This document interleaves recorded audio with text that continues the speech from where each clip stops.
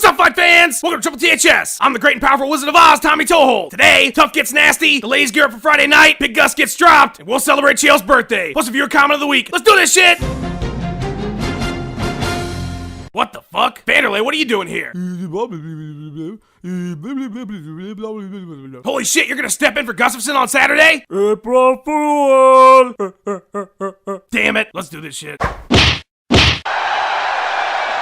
April Fool, Sweden! The injury bug said, fuck your card! UFC on Fuel was set to pit Swedish John Jones against top contender casual fans have never heard of, Gegard Mousasi. But just days before the fight, Big Gus opened up a big-ass cut over his eye and was told by the Swedish Athletic Federation of American Wrestling Entertainment Pickle Sports, or commonly known as SAFWEPS, that he was unable to compete this Saturday, despite looking like this earlier today. Prompting me to say, what the fucking fuck, SAFWEPS? But the UFC's hands are tied, and in the scramble that followed, a new opponent was announced for Mousasi, Ilir Latifi, or Ilir Latifa, depending on where you check. And while he may be sans English Wikipedia page, he apparently has a record of 7-2, and he's from Sweden. So that should appease the ravenous Swedish fan base. With the win in this fight, Mousasi will likely drop in rank in the light heavyweight division, and a loss will probably get him cut from the UFC. Queen Latifah, it is an honor to have you on the show. I loved you in the last holiday. I had no idea that you fight. Are you prepared for this caliber of opponent? Fuck yeah! I cannot wait to beat his bitch ass. Ooh, tough words, Gegard. Any response? I don't. Is this real? Oh, it's real, motherfucker. I'm gonna eat your cookies. Nom nom nom nom nom nom nom nom nom nom nom.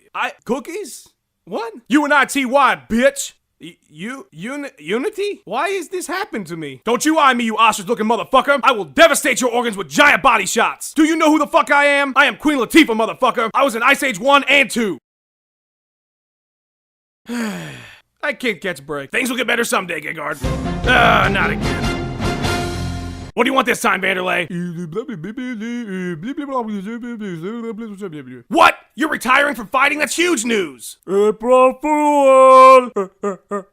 Damn it, that's twice now. Get your popcorn ready, Dorothy, because the shit is going down in Kansas Friday night. Invicta 5 is rolling into town like a spring tornado and tearing your house down with gale force awesomeness. This card's stacked like Pamela Lee, and not since the great tampon shores of 1908 have so many women punched each other in the face. You've got Thug Rose and very likely Pat Barry doing something awesome and hilarious. Sarah Kaufman debuts her prosthetic arm after losing her real one to Rousey. Cyborg Santos will rip some Aussie lady's head off in her quest to protect John Connor. And in the main event, we've got atomweight GOAT Jessica Penne defending her title against a sexy little black belt in karate, Michelle Watterson. Both ladies have had a bunch of fights and a bunch of finishes, making for a bunch of reasons the main event will be fucking awesome. But wait, there's more. Fan favorite Rowdy Beck Hyatt will also be in action against mortal enemy and shit talker who isn't talking shit but is talking shit, Jasmine Siva. These two ladies got more beef than Biggie and Tupac and an affinity for punching people in the face. You might remember Beck from her 5-round bout with champ Carla Esparza at Invicta 4, or you may have seen her on the interwebs promoting her fight like Chael Sonnen with boobs. An Aussie mommy with tons of tats and a gozer cut, Rowdy Beck is a mixture of adorable and dangerous, prompting me to make up a new word to describe her. Adoraborous. Rowdy Beck, great to finally have you on the show. It's an honor just to be here. It certainly is not, but thank you for lying to me. Beck, is it true that you and Ronda Rousey and Roddy Piper are all best friends and you go out drinking together every night? That is not true. Are you sure? You share the same nickname and that would be fucking awesome to walk into a bar and see. It would be, but no, we're not all friends. I mean, look at a nickname like Hitman. There's got to be thousands of fighters who use that. Are they all friends? Yes, every one of those fighters are friends and they all go drinking together. They have meetings and they've made hats, but whatever. I guess the rowdy ones just aren't that close. Beck, it's time to get serious now. I would not be doing my job as a legitimate MMA journalist if I did not address this issue. It's kind of hard to ask.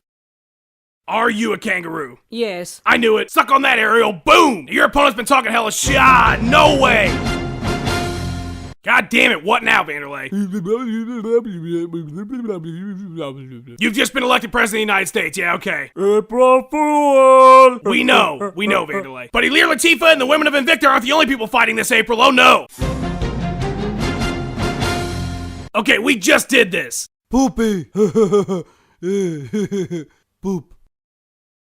Where was I? Oh yeah, month of April. Guys, the big one is on the horizon and the build-up has just begun. In just 3.5 weeks' time, the American Gangster, the Pride of Westland, the King of Clackamas County, Chael the PS for Punishment Sonnen, will be taking on Winkle Jackson fighter and refurbished Bentley owner Jonathan Jones. And while John's busy proposing to his girlfriend and taping pictures of lions up to his wall, the People's Champ's been taking care of the promotional side of things, going full Ali mode in interviews and on Twitter. All the while getting after it in his Death Star gym floating high above the streets of West Lynn. A little birdie told me that it's Chael's birthday today, so I thought we should drop in and see how things are going in camp and to get a few words from the champ himself. Happy Happy birthday, Chael! Gee, thanks, Tracy. Coming from a cartoon whose greatest accomplishment is having me on the show, that means a lot. Listen, Terry, the cake is a lie and so is John Jones' title reign. I need to make some popcorn next time you come on the show, so I can just sit here and enjoy this. Go ahead, Chael, do your thing. John Jones is what the Foo Fighters would call a pretender. He was pretending as a coach on Tough, he's pretending to be the light heavyweight champ, and he's pretending that I'm not gonna railroad him for 25 minutes on April 27th. Well, chugga chugga choo choo, just call me Thomas and friends, because that is exactly what's gonna happen when the cage door closes, and there's nothing between my fist and John's face but a thin layer of leather. Make no mistake about it, we will fight. There will be blood. And when the smoke clears and the final bell rings, there's only gonna be one person left standing, and that is the man, the myth, the legend that is Chael P. Son and Esquire. You said you're gonna beat me in devastating fashion? You couldn't beat an egg in devastating fashion. I've got news for you, John. I'm not one of the senior citizens you beat at 205. I'm meaner, I'm badder, and I'm coming for your livelihood in 3.5 weeks. I fought the best fighter of all time, twice. So if you think I'm scared of spinning elbows and pictures of lions, you got the wrong guy. I'm gone, Tina. Alderaan isn't gonna blow itself up. Kaboom. Spoiler alert! If you don't want to know what happened on Tough last night, ask Uriah Hall to kick you in the head so you can skip this part. It was the last 2 quarterfinals fights this week. First up, we had Jimmy Crash and Double Fist McSalmon. Jimmy's game plan? Wrestled the shit out of Josh. Josh's game plan? Double punches. After a few shots at the start from Josh, Jimmy dropped the fucking house on Salmon like the Wicked Witch of the East. Then we had a 4-minute scramble with Jimmy going full Conan mode and Salmon flopping around like a salmon. But things broke up in the last minute, and Josh dropped the Jimmy and took his back. Then proceeded to do what any fighter would do when they had an opponent's back, double punches. But they worked, because Crash could take no mas, and Josh is moving on to the semis. Last fight of the quarters would be Uriah Adam Hall and Bubba McSleepy. In lead up to their bout, Uriah spent his time preparing for his eventual title fight with Anderson Silva, while Bubba prepared by taking naps, going to the hospital, and being exhausted from having to fight 15 times in the last 4 days. The bout ended before it started with a nasty counter right by Hall, leaving Bubba paralyzed for about 10 minutes. Uriah gave his usual apology for turning his opponent into a vegetable, then he left the octagon and KO'd Adam Sella again for good measure. I'm just kidding, but he is going to the semis too. Next week we got the last episode of the season before the finale, with Josh Salmon taking on Darkside Dark Horse Kelvin Gastelum, and Uriah Hall getting a bye week and heading straight to the finals. This is getting fucking ridiculous.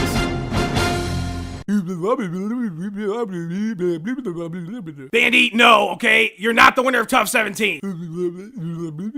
No, you're not. You're not even on this season of the show. You're already in the UFC. April Fool! Please leave. Viewer comment time! Each week I scour the comment section on YouTube, searching for a reason to keep doing this show. And every week you fail miserably at making me want to come back, but you do succeed at being hilarious. And this week's funniest goes to Ticker's Revenge, who said, "The legend says that this show was so terrible that when Clay Guida first watched it, he was so disgusted in its utter misery that he jumped out of his computer chair and started furiously running and hopping away. He hasn't stopped running since." This is the legend of why Clay Guida can't ever stay still, no matter what he's doing. And now we know. This show, fight fans! Tune in next Wednesday when I play Just Dance with Vladimir Machashenko. Till then, head to TripleTHS.com to pick up one of my ridiculously awesome t-shirts, beanies, or gi patches. Go take an awesome picture in my gear, and you might just end up on the show. What constitutes an awesome picture, you ask? Anything from getting punched in the face like UFC fighter Matt Grice, or just lounging around in your living room. Either one is pretty awesome. Follow me on Twitter for updates on my Facebook. Follow me on Facebook for updates on my Twitter. Check out my YouTube channel for past shows and bonus content. Be sure to visit all my awesome friends who all know ninja shit. For Triple THS, I'm Tommy Toehold. Shut it down, let's go home.